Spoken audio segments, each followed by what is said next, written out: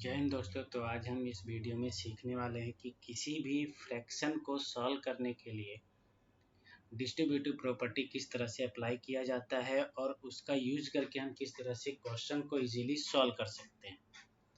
तो स्टार्ट करते हैं वीडियो। जैसा कि आपको क्वेश्चन दिया गया है C1/5 into -3/12 plus C1/5 into 5/12। Normally जब भी हमें पता नहीं होता है डिस्ट्रीब्यूटिव प्रॉपर्टी के बारे में तो हम क्या करते हैं कि इन दोनों का हम एलसीएम फाइंड कर लेते हैं, इन दोनों का हम एलसीएम फाइंड कर लेते हैं और फिर जो भी आंसर आता है उसे हम सॉल्व करते हैं इस तरह से। बट अगर हमें यहाँ पे डिस्ट्रीब्यूटिव प्रॉपर्टी के बारे में हमें पता है तो हम उसे इजीली किस तरह से सॉल्व करेंगे। तो फर्स्ट ऑफ मैं आपको रिकॉल कर दूं कि डिस्ट्रीब्यूटिव प्रॉपर्टी है क्या। डिस्ट्रीब्यूटिव प्रॉपर्टी है कि A into B plus C is equal to A into B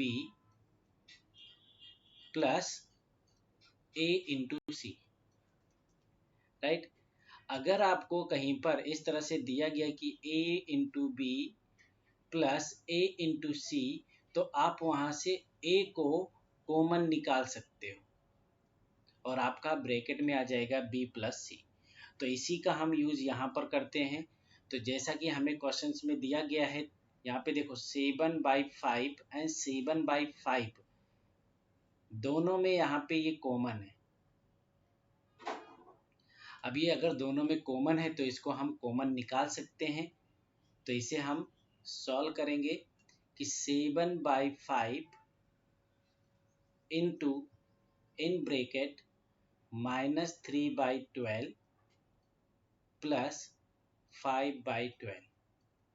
अब अगर आप चेक करो तो आपका ये क्वेश्चन बहुत ही इजी बन गया है।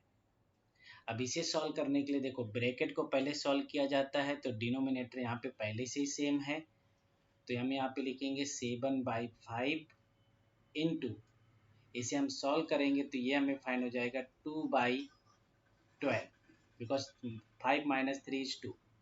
और अब यहाँ पे ये 2 के टेबल में 12 आता है तो 2 × 1 = 2, 2 × 6 = 12 और इसे हम सॉल्व करेंगे तो ये हमें फाइंड हो गया 7/5 इंटू 1/6। और जब आप इन दोनों का मल्टीप्लिकेशन करोगे तो 7 × 1 = 7 एंड 5 × 6 = 30। इस तरह से आपको ये आंसर मिल जाएगा, राइट। और एक सम हम इसी तरह का देख लेते हैं डिस्ट्रीब्यूटिव प्रॉपर्टीज वाला। सो नेक्स्ट क्वेश्चन आपको दिया गया है 9/16 इंटू 4/12 एंड 9/16 इंटू -3/9।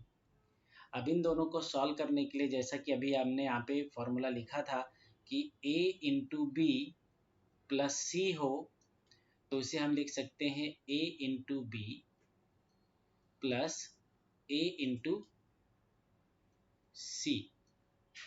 इसी तरह से अगर आपको यहाँ पे माइनस भी दिया गया तो माइनस के लिए भी यूज आप कर सकते हो, राइट। सो यहाँ पे हमें अगर हम चेक करें यहाँ पे हमें क्या दिया गया, देखो यहाँ पे हमें दिया गया है कि 9/16 एंड 9/16 ये दोनों में कॉमन है और जो कॉमन है उसको हम कॉमन रिमूव कर लेते हैं बाहर की साइड में। तो ये हमें फाइंड हो गया 9/16 इंटू 4/12 प्लस -3/9। अब इन दोनों को सॉल्व करने के लिए सबसे पहले हमें क्या करना होगा कि 9/16 को ऐसे ही रहने देंगे और इन दोनों को सॉल्व करने के लिए हम 4/12 और ये प्लस और माइनस बन जाएगा 3/9। अब यहाँ पे देखो ये 4 जो है 4 के टेबल में आपका 12 आता है तो 4 × 1 = 4, राइट। तो यहाँ से हम इसे सॉल्व कर लेंगे। ये 4 × 1 = 4 हो गया और 4 × 3 = 12 हो गया, राइट।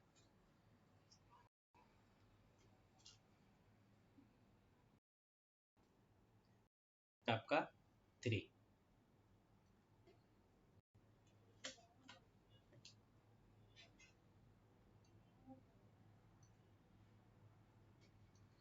और इसी तरह से अगर हम यहाँ पे 3/9 को भी फाइंड करें, इसी तरह से आप 3 को भी कैंसिल कर सकते हो। 3 1 जा 3 और 3 3 जा 9। तो यहाँ से आपको मिल गया 9/16 into 1/3 minus 1/3। 1/3 minus 1/3 is 0. So 9/16 into 0, और 9/16 into 0 is 0। तो इस तरह से आपको 0 आंसर मिल जाएगा। आई होप आप लोग को समझ में आ गया होगा। सो जो भी इस चैनल पे फर्स्ट टाइम हो, सो प्लीज़ चैनल को सब्सक्राइब करना ना भूलें। थैंक यू, धन्यवाद।